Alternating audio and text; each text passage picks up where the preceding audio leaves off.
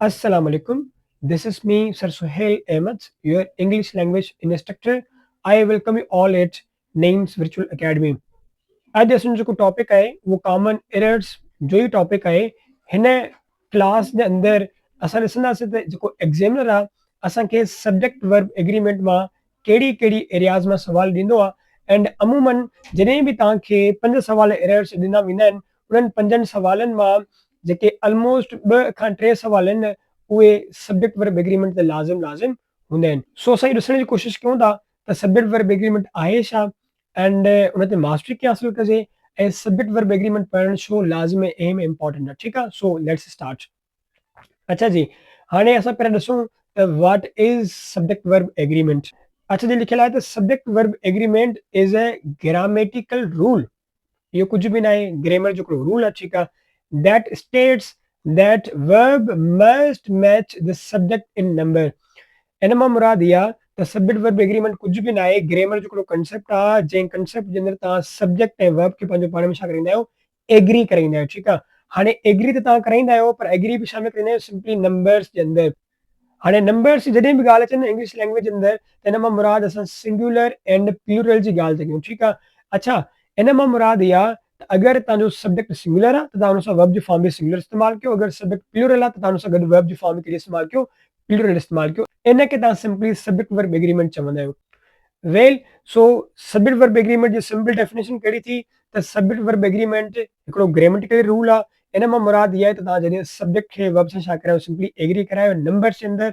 अगरि singular subject आहे त पोइ तव्हां वर्ब जी फॉर्म सिंगुलर लॻायो, अगरि प्लूरल सब्जेक्ट आहे त तव्हां हुन सां गॾु वर्ब जी प्लूरल फॉर्म लॻायो।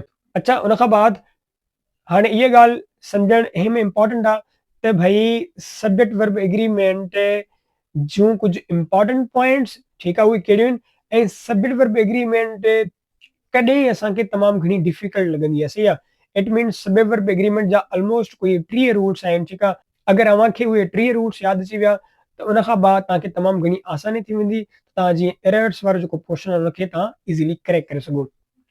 पहिरियों मसइलो कहिड़ो ईंदो आहे, हिकिड़ा several other words intervene between your subject and verb.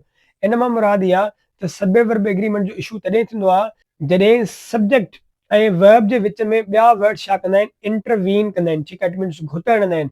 हाणे सिंपल ॻाल्हि सम्झो त जॾहिं सब्जेक्ट ही आहे ऐं तव्हांजो वर्ब ही आहे। ठीकु आहे, हाणे इन ॿिन्ही जे विच में जॾहिं ॿिया वर्ड्स अची वेंदा न त उन्हनि वर्ड छा कई, सिंपली सब्जेक्ट ऐं वर्ब जे विच में इंटरवीन कई। सही, इट मीन्स घुत लॻाई। सही आहे, सो जॾहिं बि सब्जेक्ट ऐं वर्ब जे विच में ॿिया वर्ड्स अची वेंदा आहिनि त तव्हांखे इहा ॻाल्हि यादि न रहंदी आहे त सब्जेक्ट सिंगुलर हुयो या प्लूरल हुयो। सही आहे, सो तव्हां छा कंदा आहियो, सिंपली सब्जेक्ट वर्ब एग्रीमेंट जी ग़लती करे वेंदा आहियो। उन खां बाद सेकंड रूल आहे त भई the subject seems to be singular and plural at the same time.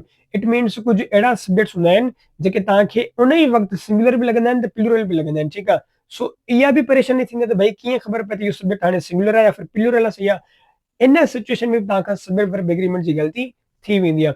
देन ॿी ॻाल्हि कहिड़ी आहे त your word order in such that you may forget what your subject was and so make on error. It means कॾहिं कॾहिं ईअं थींदो आहे त वर्ड्स जो जेको पैटर्न आहे उहो तमामु घणो वॾो थी वेंदो आहे। ठीकु आहे, इट मीन्स सब्जेक्ट अची वियो, सब्जेक्ट खां बाद वरी 10 वर्ड्स ॿिया अची विया, उन खां बाद वरी वर्ब आयो। ठीकु आहे, सो ॾिसो त हाणे तमामु घणनि वर्ड छा कई आहे, इंटरवीन कई आहे सिंपली इन सब्जेक्ट ऐं वर्ब जे विच में। सो इन सिचुएशन में बि तव्हांखां तमामु घणियूं एरर्स थी वेंदियूं आहिनि सब्जेक्ट वर्ब एग्रीमेंट जे अंदरि। सो हाणे पहिरियों मसइलो कहिड़ो ईंदो आहे त जॾहिं सब्जेक्ट वर्ब जे विच में ॿिया वर्ड्स अची करे इंटरवीन कंदा आहिनि त तव्हांखां इहा ग़लती थी वेंदी आहे सब्जेक्ट वर्ब एग्रीमेंट जी।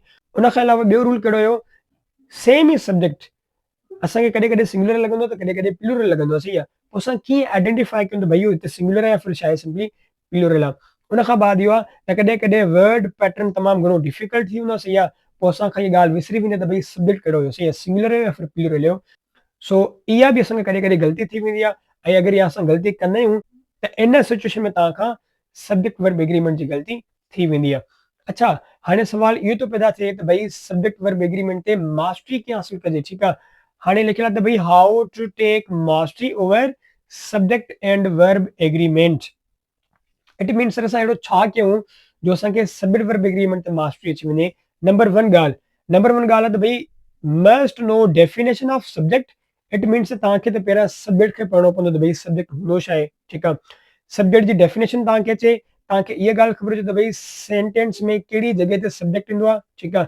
अगरि तव्हांखे इहे टे ॻाल्हियूं सम्झ में अची वियूं, उनजी डेफिनेशन ऐं तव्हां सब्जेक्ट खे आइडेंटिफाई करे वियो, ऐं तव्हांखे इहा बि ॻाल्हि ख़बर पइजी वई त सब्जेक्ट सेंटेंस में कहिड़ी जॻह ते हूंदो आहे, त इन सिचुएशन में सब्जेक्ट ऐं वर्ब एग्रीमेंट जो जेको सुवाल आहे उहो तव्हांखे करण में तमामु घणी आसानी थींदी आहे। हिकिड़ी ॻाल्हि सम्झो कहिड़ी, त कॾहिं कॾहिं तव्हांखां इहो बि पुछा कयो वेंदो त भई फलाणे सेंटेंस जे अंदरि सब्जेक्ट कहिड़ो आहे, ठीकु आहे। अगरि तव्हांखे सब्जेक्ट जो प्लेसिस पढ़ियल हूंदियूं न, तव्हां सिंपली उहो सवाल करे वेंदो, ठीकु आहे। अच्छा, कॾहिं कॾहिं तव्हांखां इहो बि पुछो वेंदो त भई हिन फलाणे सेंटेंस जे अंदरि सब्जेक्ट कहिड़ो आहे। अगरि तव्हांखे सब्जेक्ट जी डेफिनेशन ईंदी त तव्हां इज़ीली हुनखे छा करे वेंदो, सिंपली आइडेंटिफाई करे वेंदो। वेल, उन खां बाद त भई must know singular subject, it means तव्हांखे इहा ॻाल्हि ख़बर हुजणु घुरिजे त कहिड़ो सिंगुलर सब्जेक्ट थींदो आहे ऐं कहिड़ो वरी प्लूरल सब्जेक्ट थींदो आहे। अगरि तव्हांखे इहे ॿ ॻाल्हियूं अचनि थियूं त भई सब्जेक्ट बि ॿिनि क़िस्मनि जा थींदा आहिनि, सिंगुलर हूंदा आहिनि ऐं प्लूरल हूंदा आहिनि, ठीकु आहे। ईअं वर्ब्स बि ॿिनि क़िस्म जा हूंदा आहिनि, हिकिड़ा सिंगुलर हूंदा आहिनि त वरी ॿिया प्लूरल हूंदा आहिनि। अगरि तव्हां बि सब्जेक्ट वर्ब एग्रीमेंट ते मास्टरी हासिल करणु चाहियो था, तव्हांखे इहा ॻाल्हि ख़बर हुजणु घुरिजे सब्जेक्ट जी डेफिनेशन कहिड़ी आहे, हुनजी प्लेस कहिड़ी आहे, तव्हां हुनखे आइडेंटिफाई करे वञो। देन तव्हांखे इहा बि ॻाल्हि ख़बर हुजे सब्जेक्ट कहिड़ो सिंगुलर थींदो आहे एंड कहिड़ो सब्जेक्ट प्लूरल थींदो आहे।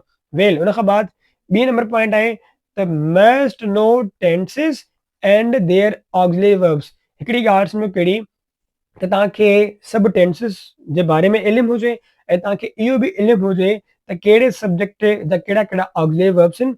एंड ॿी ॻाल्हि कहिड़ी, त इहे जेके ऑक्सिलरी वर्ब्स आहिनि इहे सिंगुलर बि थींदा आहिनि, त उन सां गॾोगॾु सिंपली प्लूरल बि थींदा आहिनि। तव्हांखे इहा बि ॻाल्हि ख़बर हुजणु घुरिजे त कहिड़ो ऑक्सिलरी वर्ब सिंगुलर आहे ऐं कहिड़ो ऑक्सिलरी वर्ब प्लूरल आहे।